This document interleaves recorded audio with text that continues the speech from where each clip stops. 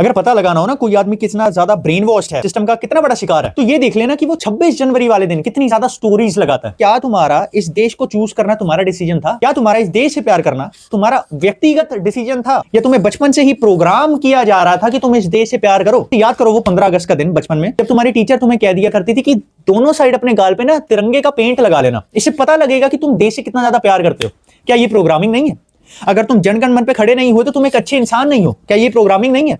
Nationalism एक natural instinct नहीं है, ये बस एक प्रोग्रामिंग है जो हमारे अंदर थोपी जाती है। Politicians literally millions and billions of dollars खर्च करते हैं to sell the idea of nationalism. But क्या मैं चाहता हूं कि ये प्रोग्रामिंग ना हो? क्या मैं चाहता हूं कि बच्चों को ना सिखाया जाए कि उनका देश से प्रेम करना उनका कर्तव्य है? मैं बिल्कुल चाहता हूं कि बच्चों को प्रोग्राम किया जाए। आई नो ये सुनने में बहुत एब्सर्ड लग सकता है, but this is a fact. क्योंकि एक सोसाइटी को आगे बढ़ने के लिए एक कॉमन ग्राउंड चाहिए होता है जिसको सारे लोग माने, और वो भारत के लिए है उसका कॉन्स्टिट्यूशन। कॉन्स्टिट्यूशन की वैल्यू ही तभी है जब सारे लोग उसमें माने। अगर हम कल को डिसाइड कर लें कि कॉन्स्टिट्यूशन कोई वैल्यू होल्ड नहीं करता और मैं कॉन्स्टिट्यूशन में नहीं मानना चाहता, तो कॉन्स्टिट्यूशन की कोई वैल्यू नहीं है। आज लोग लॉ, जुडिशरी और सिस्टम में इसलिए मान रहे हैं क्योंकि हम सब ने अग्री करा है कि कॉन्स्टिट्यूशन हमारे देश के लिए बेस्ट है और सारा देश कॉन्स्टिट्यूशन के हिसाब से चलना चाहिए।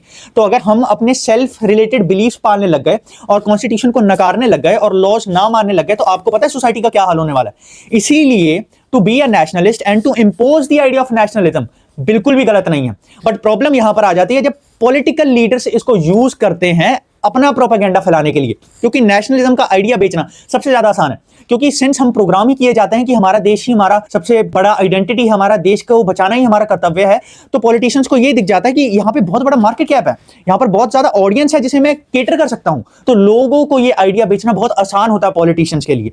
इसीलिए आप देखोगे कि बहुत ही एब्सर्ड क्लेम्स किए जाते हैं इलेक्शन से पहले बाय पॉलिटिशियंस, क्योंकि उन्हें पता है कि जितना बड़ा आइडिया बेचूंगा मैं ऑफ नेशनलिज्म, उतना ही ज्यादा आसान होगा मेरा नेता बनना, और लोग उसको बना भी देते हैं।